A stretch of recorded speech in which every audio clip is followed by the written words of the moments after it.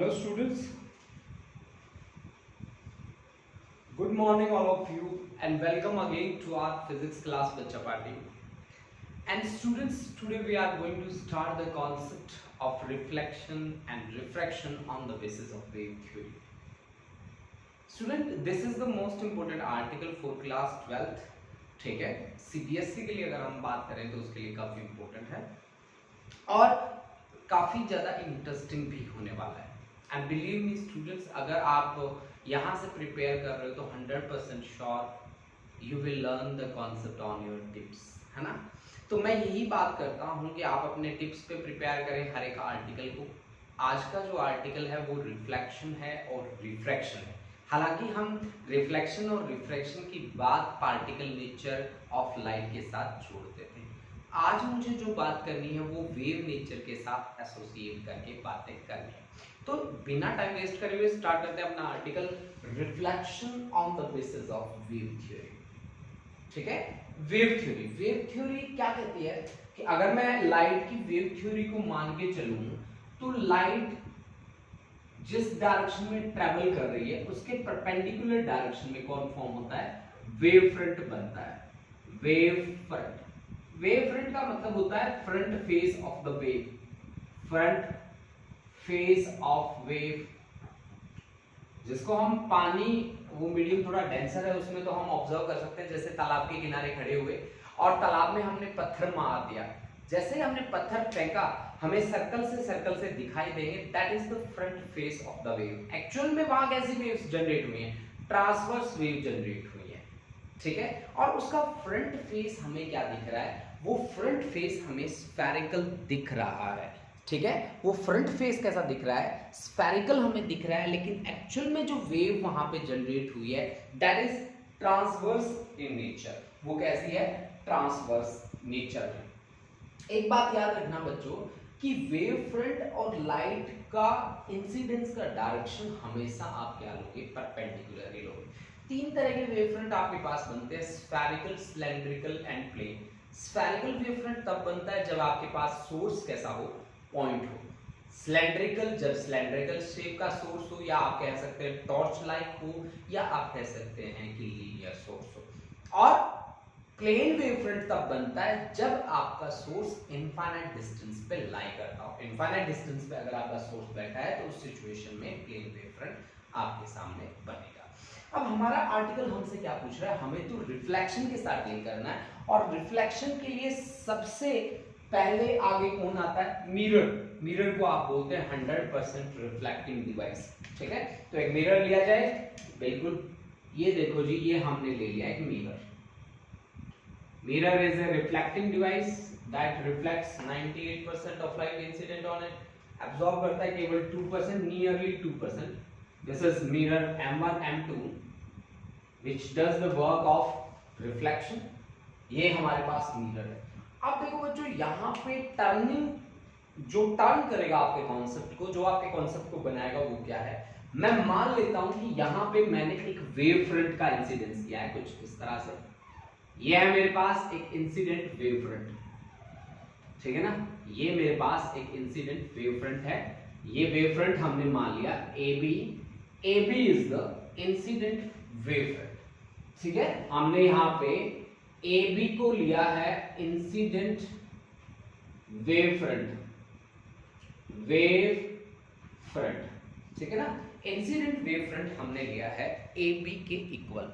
ठीक है, अब देखो बच्चों, अब हम अपनी बात को आगे बढ़ाते हैं कि AB का परपेंडिकुलर कौन आ रहा है, लाइट आ रहा है. लाइट क्या रहेगा, वेव फ्रंट का हमेशा परपेंडिकुलर. तो ऐसे आ रहा है लाइट और यहां इंसिडेंस हुआ है उसका. ठीक है, एक लाइट आया है ऐसे, उसका इंसिडेंस हुआ है यहां पे, और एक लाइट आया है ऐसे. ठीक है ना, तो ये आपके पास 3 रेडिएशंस हैं. आप इसको रेडिएशन नंबर, आप इसको कह सकते हैं 1, इसको रेडिएशन नंबर 2, और इसको कह सकते हैं आप रेडिएशन नंबर 3. अब इंसिडेंट रे नॉर्मल, यानी कि आपको यहां पे नॉर्मल ड्रॉप करना पड़ेगा. This is the normal, I think. हाँ जी, ये है नॉर्मल टू द सरफेस. और नॉर्मल के साथ इंसिडेंट रे जो एंगल बनाएगी that is angle of incidence. अब आप मेरे को एक बात बताओ कि इंसिडेंट रे और इसके बीच में एंगल कितना होना चाहिए था 90 डिग्री। ये कितना आई, तो ये बाकी कितना बचा, ये बाकी बचा आपके पास 90 माइनस आई। अब आप एक बात और भी सोच लो कि इस नॉर्मल के सरफेस के नॉर्मल के साथ एंगल, नॉर्मल का मतलब यहां पे एंगल कितना बनेगा 90 डिग्री। तो ये एंगल कितना है 90 माइनस आई, तो ये बाकी कितना बचा आपके पास 90 माइनस आई, तो ये बाकी बचा आपके पास आई के बराबर, यानी कि ये एंगल हुआ आपके पास आई के इक्वल। ठीक है, ये एंगल आपका आई के इक्वल। ठीक है, अब देखो, अब हमें क्या करना है, इसका इंसिडेंस हुआ है कहां पे, ए डैश पे, ये मान लो ए डैश। ठीक है, जहां पे इसका इंसिडेंस होगा, drop the normal to that point, drop the normal to that point, या आपने नॉर्मल ड्रॉप कर दिया, और जहां पे इंसिडेंस हुआ उसके बाद क्या होगा, ये रिफ्लेक्शन होगा ऐसे ऐसे, ये है रिफ्लेक्टेड रे, और रिफ्लेक्टेड रे नॉर्मल के साथ जो एंगल बनाएगी that is angle of reflection, angle of reflection that is equal to are.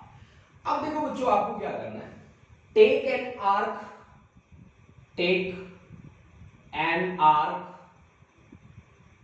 that is equal to BA dash and draw it from A, draw it from A।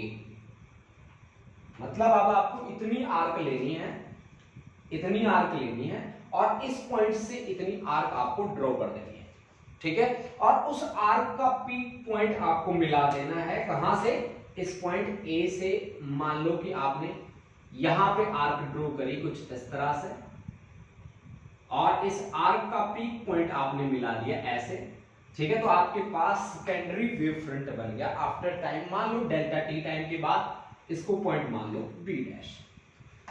तो अब आपने क्या किया, draw it from A and join it with A dash such that A dash B dash becomes secondary wave front.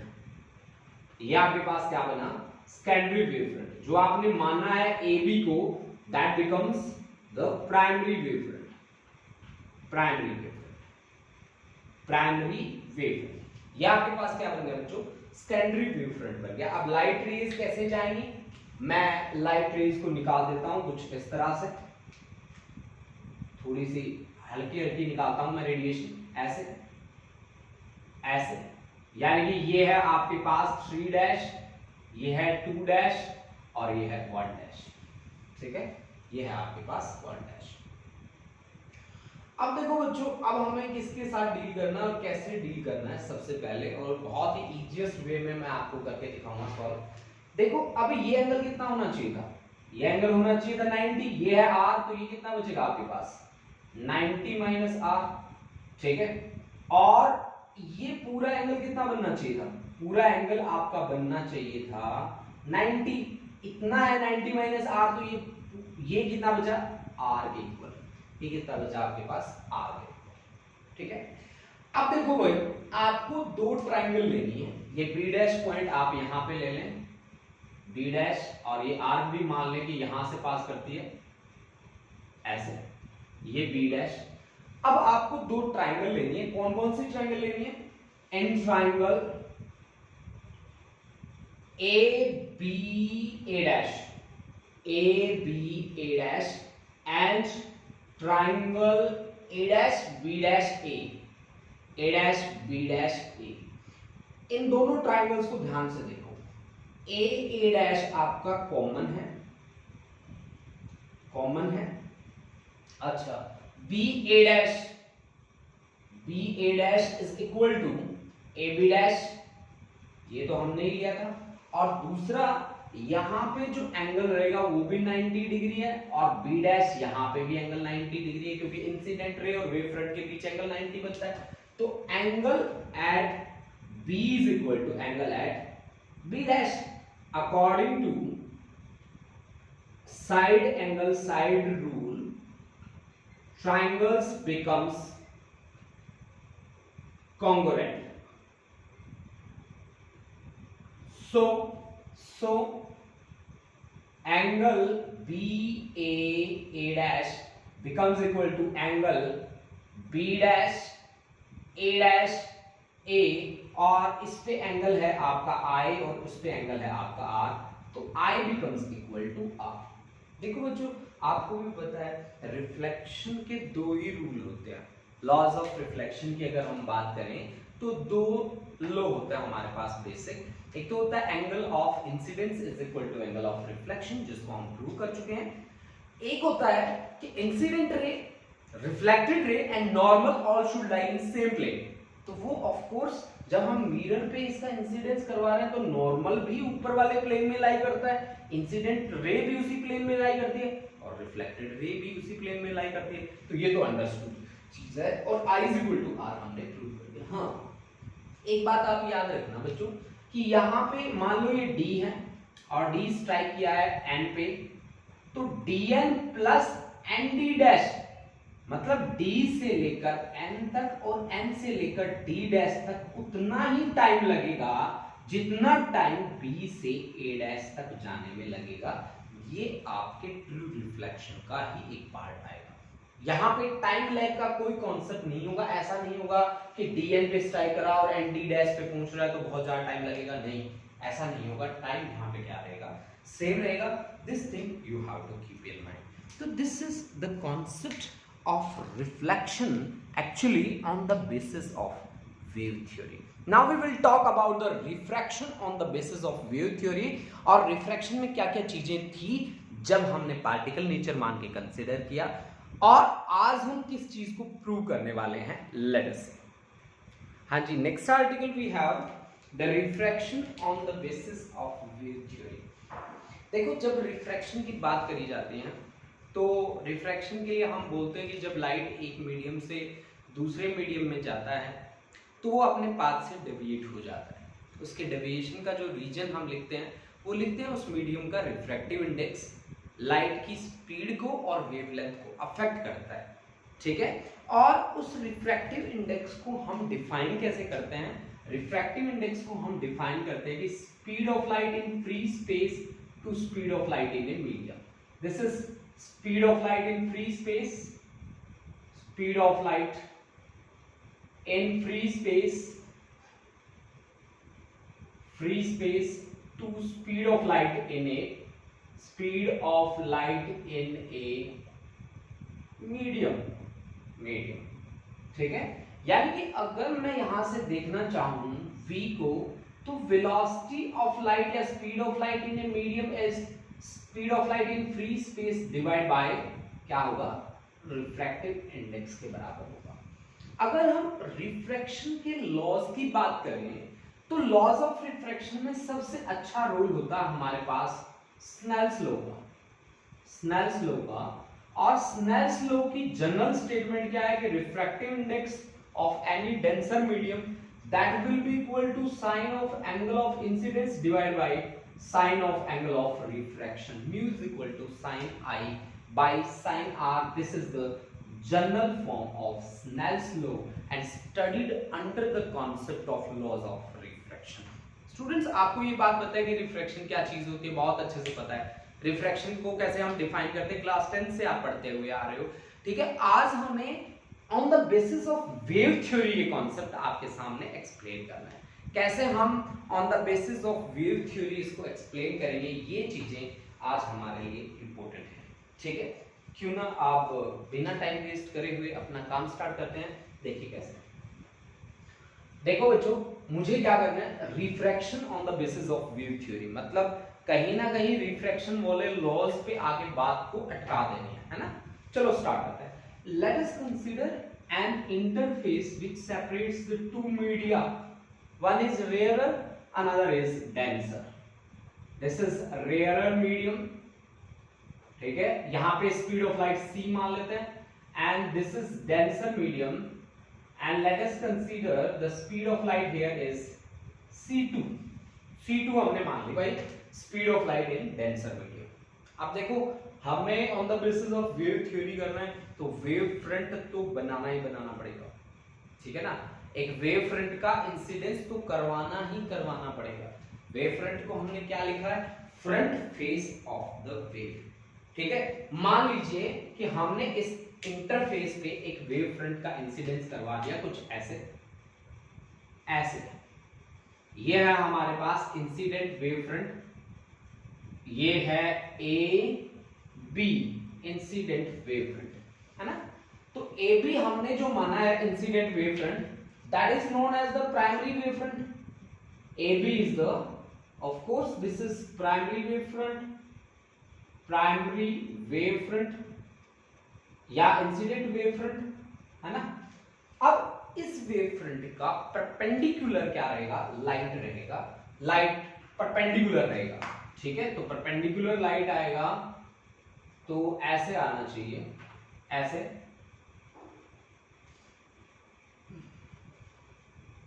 ऐसे ऐसे आना चाहिए जी, perpendicular light आएगा ऐसे। ये लाइट रेडिएशन है जो मैंने शो करी है यहाँ पे 1, 2 और 3। जहां पे लाइट का इंसिडेंस होता है वहां पे आप नॉर्मल ड्रॉप कर देते हैं हमेशा, और नॉर्मल के साथ इंसिडेंट रे जो एंगल बनाती है that is angle of incidence. Incident ray और वेव फ्रंट के बीच जो एंगल होता है that angle is always 90 degree, that angle is always 90 degree. अब ये एंगल अगर 90 है, ये अगर एंगल 90 है तो ये बाकी कितना बचा, ये बाकी बचा आपके पास इतना आए है तो 90 माइनस आए। अब देखो बच्चों यहां पे भी वही बात है, ये पूरा एंगल कितना होना चाहिए जिसको मैं रेड रेड कर रहा हूं, ये एंगल नॉर्मल के साथ सरफेस का एंगल कितना बनना चाहिए, ऑफ कोर्स 90 डिग्री। ये 90 माइनस आई है तो ये बाकी कितना बचा 90 माइनस आई, यानी कि ये एंगल आपके पास बचा आई के बराबर। ठीक है जी, ये एंगल जो है ना, ये एंगल आपका बच गया कितना, आई के बराबर। ठीक है, अब देखो ये स्ट्राइक किया ए डैश पे स्ट्राइक किया, जहां पे स्ट्राइक किया है वहां पे आप क्या ड्रॉप कर दोगे, नॉर्मल ड्रॉप कर दोगे, नॉर्मल ड्रॉप कर दो वहां पे, और incident ray towards the normal bend करनी चाहिए। ये आपने कर दिया नॉर्मल ड्रॉप। ये refracted ray rarer to denser जब जाएगी तो अपने पाथ पे ऐसे ऐसे ना जाके टुवर्ड्स द नॉर्मल बेंड होगी, ऐसे ऐसे टुवर्ड्स द नॉर्मल बेंड होगी, और ये जो एंगल बनेगा वो एंगल ऑफ रिफ्रैक्शन के बराबर होगा नॉर्मल के साथ। ठीक है, नॉर्मल के साथ जो एंगल बनेगा वो एंगल ऑफ रिफ्रैक्शन के बराबर होगा। आई थिंक आपको क्लियरली दिख रहा है। ठीक है, अगर नहीं दिख रहा है तो हम इस रेड वाले को दोबारा से डार्क कर देते हैं ऐसे। ये आपका नॉर्मल है जी, ये देखो पूरा डार्क हमने कर दिया।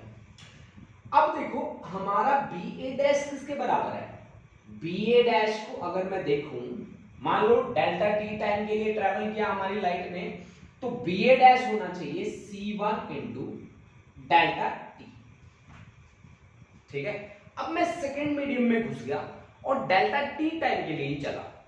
ठीक है, अब मैं सेकेंड मीडियम में एंट्री मार चुका हूं। Now we are moving in second medium या denser medium, now we are moving in denser medium, denser medium with speed is equal to C2, with speed that speed is equal to C2। अब भी आप delta T time के लिए चलोगे, delta T time में आप कितना path travel करोगे, path travelled in delta T time, delta T time में आप पाथ ट्रेवल करोगे C2 into delta T, C2 into delta T के बराबर। अब इतनी आर्क लेंथ take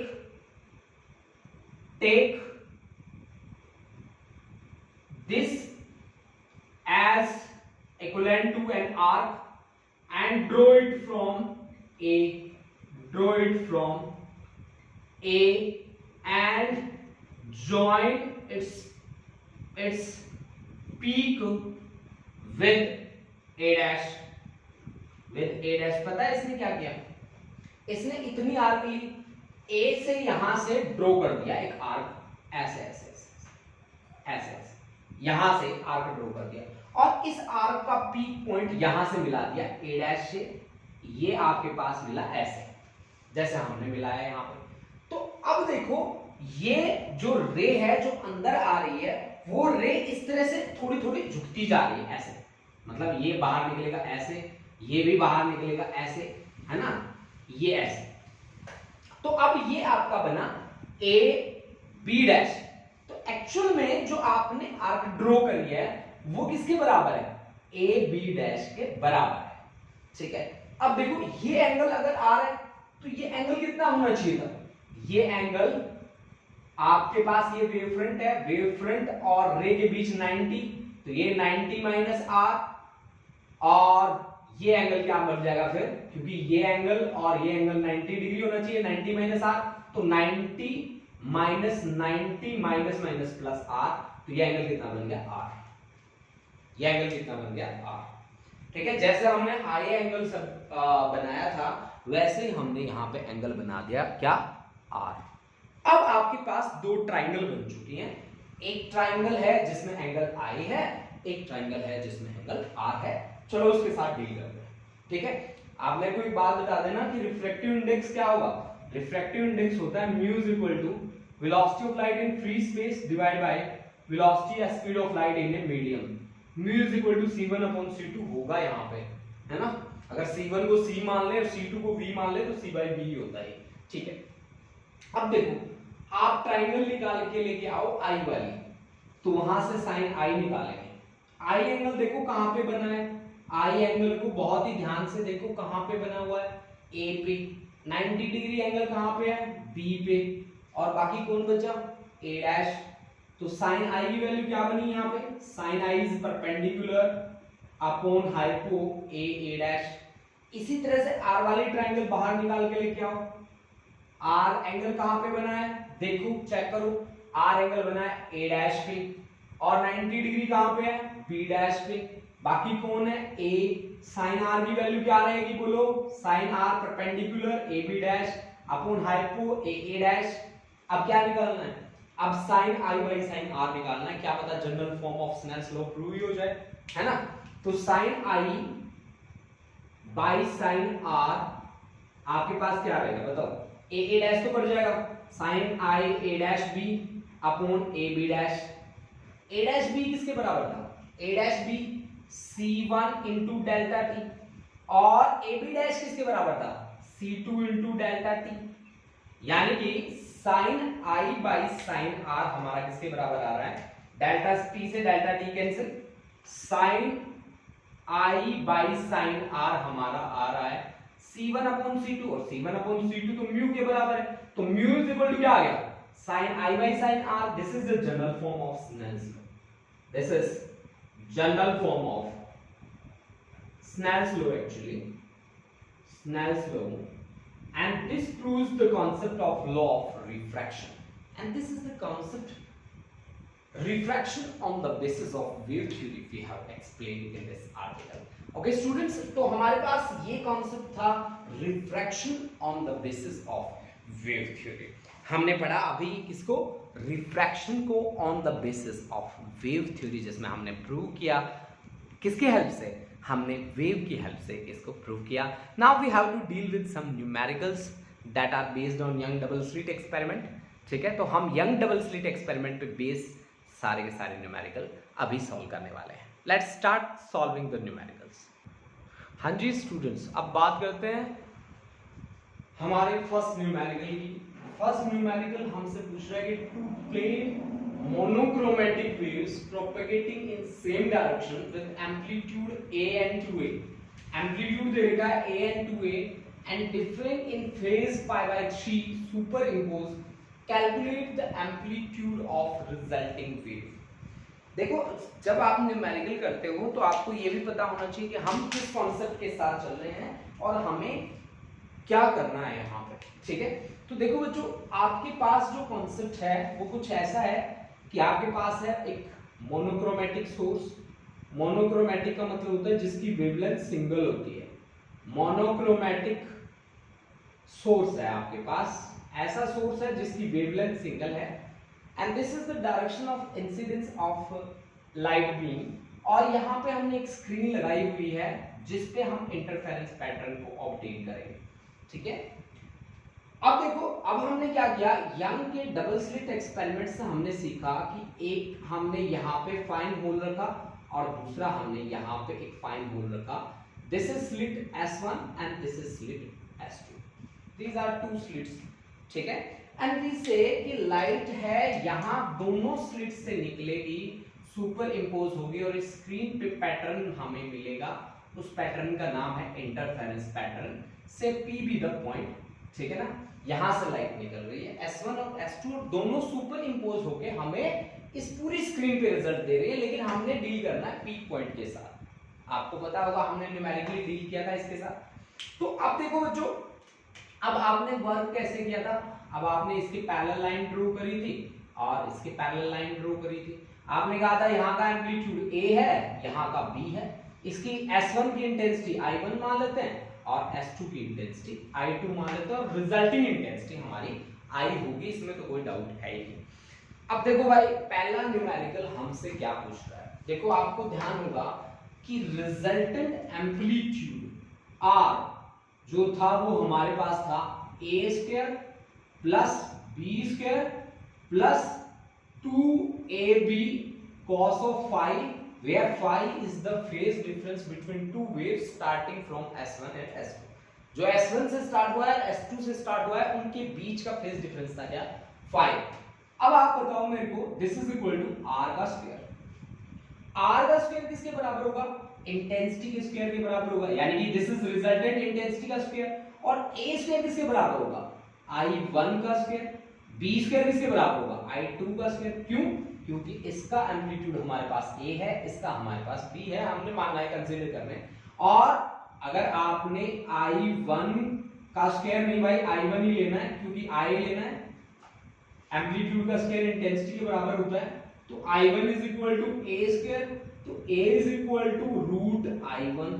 इसी तरह से I2 is equal to B square, तो B is equal to root I2। Values रख दो भाई, प्लस 2AB, तो 2 under root I1 under root I2, आगे है क्या, cos phi, this is intensity, ठीक है। और एक बात आप याद रखना बच्चों कि यहाँ पे इंटेंसिटी I1 अपॉन I2 अगर मैं लूं, this is A square by B square, this is the width of slit S1 divide by width of slit S2, width of slit S1 divide by width of slit S2। This is the actual relation with which we have to deal in these 5 numericals basically। चलो start करते हैं अपनी बात को। पहला numerical हमसे क्या पूछ रहा है, उसकी बात सुन लो ध्यान से। हमारे पास है two plane monochromatic waves propagating in the same direction with amplitude A and 2A, okay। अच्छा, and differing in phase by phase difference pi by 3 superimposed। Calculate the amplitude of the resulting wave। Resulting wave का amplitude निकालना है, formula आपके सामने बैठा है, formula का use करो और वैल्यू को निकालो। देखो कैसे हमें काम करना है, ठीक है जी। ये देखो भाई, हमारे पास फॉर्मूला है क्या, जो फॉर्मूला हमें अप्लाई करना है वो फॉर्मूला है हमारे पास, R is equal to A square plus B square plus 2AB cos phi, और इसका अंडर रूट। तो A आपके पास कितना है, in same phase with amplitude capital A and 2A, तो A का पावर 2 एम्पलीट्यूड और 2A का स्क्वायर मतलब 4A square plus 2A into 2A, 2 जा 4A square cos, phase difference कितना दिया, फेज डिफरेंस दिया आपको पाई बाय 3, ठीक है।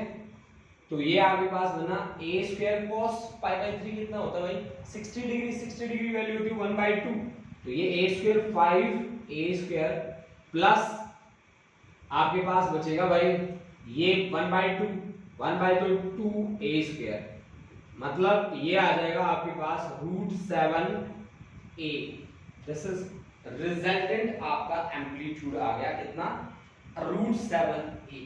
ठीक है, this is the final answer students. तो ये हमारे पास फाइनल आंसर था, बस आपको ध्यान रखना है तो क्या, ये रिलेशन, जिस रिलेशन की हेल्प से हमें आगे बढ़ना है। अब देखो नेक्स्ट न्यूमेरिकल को देखते हैं कि इन YDSC, YDSC मतलब Young double slit experiment, young double slit experiment. अब उसमें YDSC में हमें क्या दे रखा है, देखो उसकी बातें सुनो और उसके अकॉर्डिंग परफॉर्म कर दो।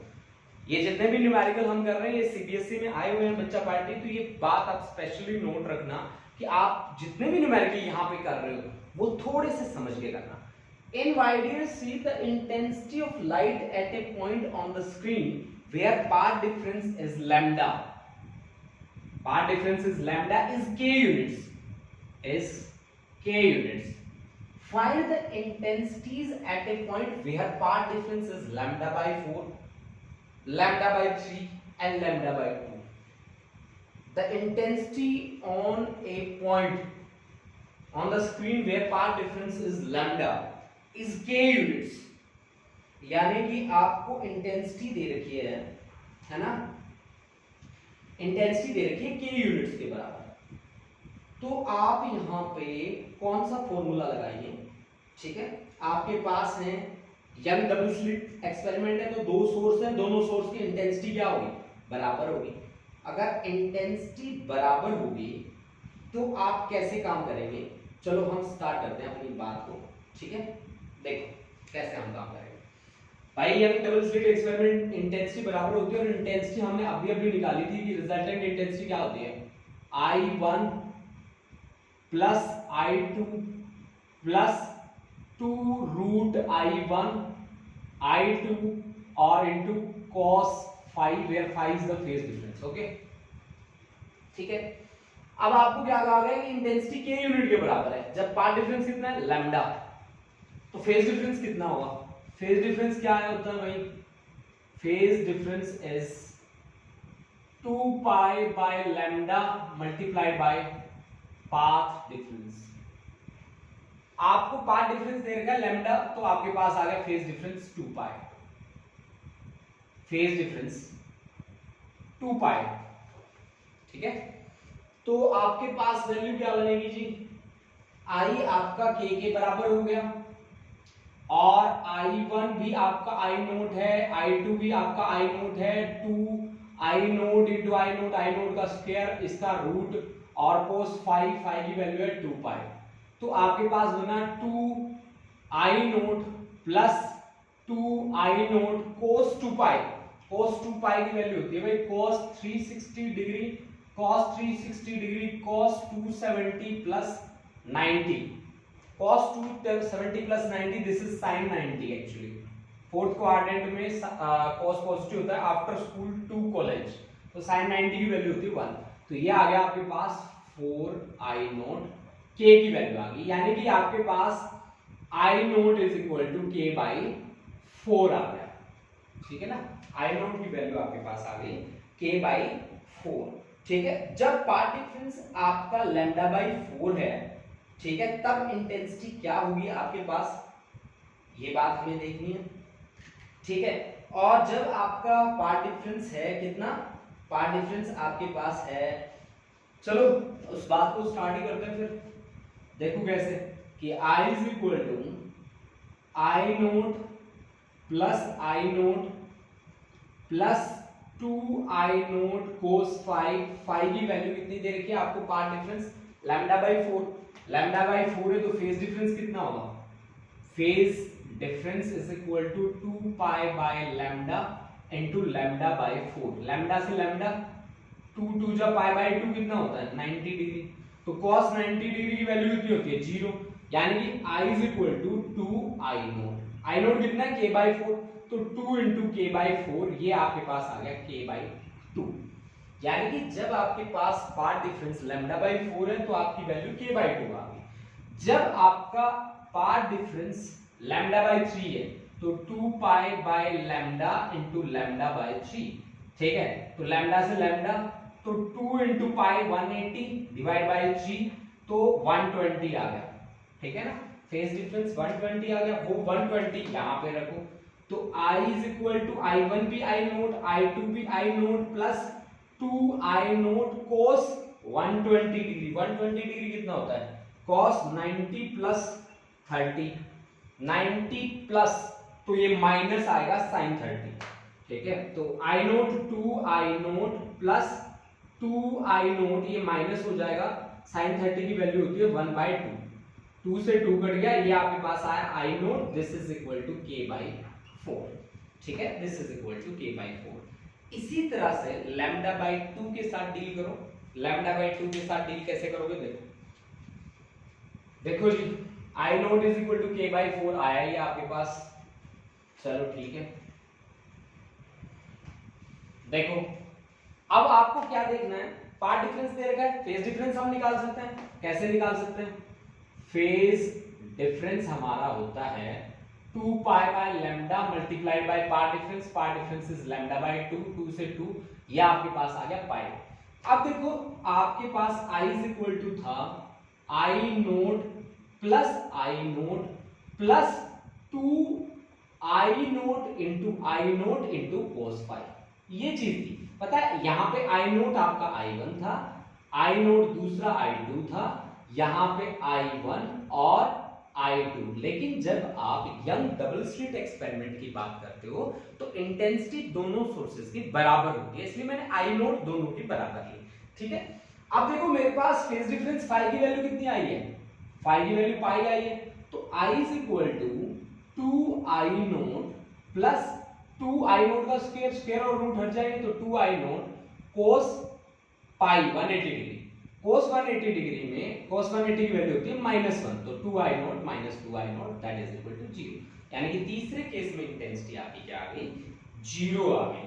तो ये था आपके पास न्यूमेरिकल जो आया था CBSE 2012 में भी आया था और 2014 में भी आया था।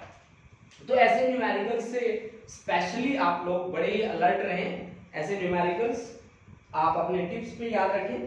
उसके बाद देखो next, two coherent monochromatic light beam of intensity I and 4I are superimposed.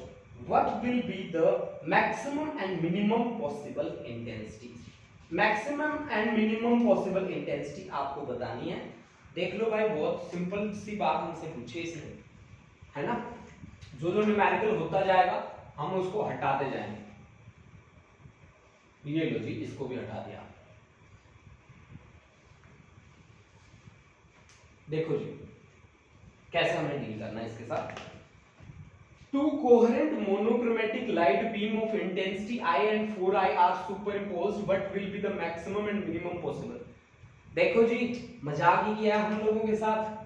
Intensity जो रिजल्टेंट होगी ना वो होगी आपकी I1 plus I2 plus 2 into under root of I1 into I2 into cos phi. Intensity maximum कब होगी? I will be maximum if cos phi is equal to +1, है ना। +1 वैल्यू रखो और I is equal to देखो क्या है, I1 की जगह पे है एक I, दूसरा है 4I plus 2 into I into 4I, तो 4I की पावर 2 cos phi की वैल्यू रख दो 1 के इक्वल, तो इंटू 1। तो ये आपके पास रिजल्टेंट I R लिख दो इसको, I resultant is equal to 4I plus 5I plus 2 into 2I, यानी कि this is 9I। This is the maximum intensity है आपके पास 9I is the maximum intensity. Minimum भी निकाल लो भाई, मिनिमम में क्या होगा? I इंटेंसिटी मिनिमम कब होगी? If cos phi is -1 जैसे ही रखेंगे वहां पे, तो I इज इक्वल टू क्या आ जाएगा? 5I minus 4I, and this is only I। अगर आपसे I max divide by I minimum भी पूछ ले तो मैक्सिमम है आपके पास 9I और ये I, तो ये 9:1 आपके पास फाइनल आंसर बन जाएगा, ठीक है। ये न्यूमेरिकल भी हमारा गया। ये भी ये IIT 2000 में आया था, बताओ, हद की बात है भाई, ठीक है ना। IIT 2000 में आया था ये न्यूमेरिकल, है ना। मैं इसको रब कर रहा हूं। If the two slits in young experiment have the width ratio 1:4, deduce the ratio of intensity at maxima and minima in the interference pattern। हाँ, ये न्यूमेरिकल कुछ लगा है जो कुछ हटके आया है हमारे पास, यानी कि I max और I minimum हमें निकालना है, ठीक है। ये बात है भाई। ए हमारे पास इंटेंसिटी और विड्थ की रेशियो, ठीक है जी, हमें दे रखी है 1:4। तो कैसे काम करेंगे हम, चलो स्टार्ट करते हैं भाई काम करना, ठीक है। क्या पीछे हटना है ना। देखो जी, जब आपको विड्थ दे रखी हो ना, विड्थ W1/W2, विड्थ की रेशियो आपको दे रखी है। If the two slit in Young's experiment have width ratio 1:4, ये आपको 1:4 दे रखी है, 1:4, ठीक है। विड्थ की जो रेशियो है वो है आपकी 1:4, जो किसके बराबर होती है, intensity of source S1 divided by intensity of source S2, and that is equal to A square by B square, है ना। A square by B square। A क्या है, path traveled by source first to any point considered point, है ना। B क्या है, path traveled by source S2 to any considered point। तो यहां से A square by B square is equal to क्या आ जाता है, 1/4, यानी कि A by B क्या आ जाता है, 1/2, यानी कि 2A is equal to B, B is equal to 2A। अब मैक्सिमम और मिनिमम इंटेंसिटी कैसे निकाली थी आपको याद हो तो, मैक्सिमम और मिनिमम निकालने के लिए A plus B का whole square divide by A minus B का स्क्वायर। I maximum intensity divide by minimum intensity की रेशियो होती है A plus B का whole square divide by A minus B का होल स्क्वायर, ठीक है जी। B की जगह 2A रख दो, B की जगह 2A रख दो, तो A plus 2A divide by B की जगह 2A, A minus 2A, और इन दोनों का ही होल स्क्वायर कर लो यार, चलो कोई नहीं। तो ये आ गया आपके पास 3A डिवाइड बाय A ले लो, माइनस लेने का फायदा ही नहीं है, स्क्वायर, तो इसका होल स्क्वायर, यानी कि 9 डिवाइड बाय डिफॉल्ट 1 रहेगा, यानी कि maximum intensity to minimum intensity will be 9:1। तो 9:1, this is the final concept, ये है आपका फाइनल कॉन्सेप्ट। अब देखो जी, अब हमारे पास है सीबीएसई 2014 में आया हुआ क्वेश्चन, लास्ट क्वेश्चन हमारी क्लास का, ठीक है, जो यंग डबल स्लिट एक्सपेरिमेंट पे बेस है। जैसे जैसे हम क्वेश्चन करते जाते हैं उस क्वेश्चन को भी हटाते जाते हैं, ये हमारी परंपरा है, ठीक है। तो हम अपनी परंपरा को फॉलो करते हैं और इसको भी हटा देते हैं। ये आई थिंक सभी ने नोट कर लिया होगा, तो हम आगे बढ़ते हैं, ठीक है। अगर नहीं भी किया होगा तो मैंने तो रब कर दिया भाई, ठीक है। अब देखो इन YSD, एक बात मैं बताता हूँ इस न्यूमेरिकल को करने से पहले, क्योंकि जैसे मैंने ये न्यूमेरिकल देखा 2014 में आया हुआ था, तो मैं उस बात के बिना कहे बिना रह नहीं पाया भाई, कि इंटेंसिटी जो होती है ना वो लाइट की, that directly dependent on cos square theta by 2। इस कॉन्सेप्ट से लाइट फॉरवर्ड डायरेक्शन में प्रोपेगेट करती है। अगर थीटा आपने 180 डिग्री ले लिया ना बैकवर्ड डायरेक्शन, तो इंटेंसिटी आपकी क्या हो जाती है, 0 हो जाती है। ये बात मैंने सुन रखी है पहले से, ठीक है। इसी बात का मैं यूज करूंगा यहाँ पे कि I is equal to some constant K cos square theta by 2। Number एक बात, इसी कॉन्सेप्ट का यूज करना मुझे कि इन YDSC मतलब Young double slit experiment using monochromatic light, उसमें मोनोक्रोमैटिक लाइट ही यूज होती है। Wavelength lambda, the intensity of light at a point on the screen where path difference is lambda is K unit. अच्छा जी, find the intensity of light at a point where path difference is lambda by 3, where path difference is lambda by 3। यानी कि आपको क्या कहा गया कि I naught की वैल्यू जो है वो K के बराबर है ना, I नोट की वैल्यू K के बराबर है, ठीक है जी। आपको I naught is equal to K where path difference is lambda, ठीक है, और I की वैल्यू निकालनी है जहां पे लैम्डा पाथ डिफरेंस कितना है, लैम्डा बाई 3 है, ठीक है, लैम्डा बाई 3 है, ठीक है। तो भाई कैसे काम करेंगे, फेज डिफरेंस निकालना पड़ेगा ना जी, बिल्कुल निकालना पड़ेगा भाई। तो कैसे काम करें भाई, कैसे काम करें? ये हमारे पास है पाथ डिफरेंस लैम्डा और लैम्डा बाई 3। अच्छा जी, जब पाथ डिफरेंस लैम्डा है, पाथ डिफरेंस जब हमारा है लैम्डा, तो phase difference PD, phase difference होगा 2 pi by lambda multiplied bye path difference, that is 2 पाई। 2 पाई में 360 रोटेशन हो जाता है जी, और 360 में वो की वही वैल्यू आ जाती है। तो यहाँ पे I इंटेंसिटी, मैक्सिमम इंटेंसिटी है, that is equal to K। अच्छा ठीक है। अब दूसरा इसने क्या कहा कि पाथ डिफरेंस तुम्हें क्या लेना है, पाथ डिफरेंस अब लेना है तुम्हें लैम्डा बाय 3। तो फेज डिफरेंस कितना बनेगा, 2 pi by lambda multiplied bye path difference lambda by 3। तो 2 पाई बाय 3 ये कितना बनता है, 120 डिग्री बनता है। अब आपको इंटेंसिटी निकालनी है जी। इंटेंसिटी कैसे निकालोगे, I is equal to I naught क्या, cos स्क्वायर 5/2, 5 कितना है 120, आई नोट कितना है k के बराबर, cos स्क्वायर 120/d, मतलब 60 डिग्री की वैल्यू निकाल दो यार। cos 60 sin 30 के बराबर होता है, sin 30 1/2 होता है, 1/2 यानी कि 1/4। तो I is equal to k/4 is the final answer. This is the final answer.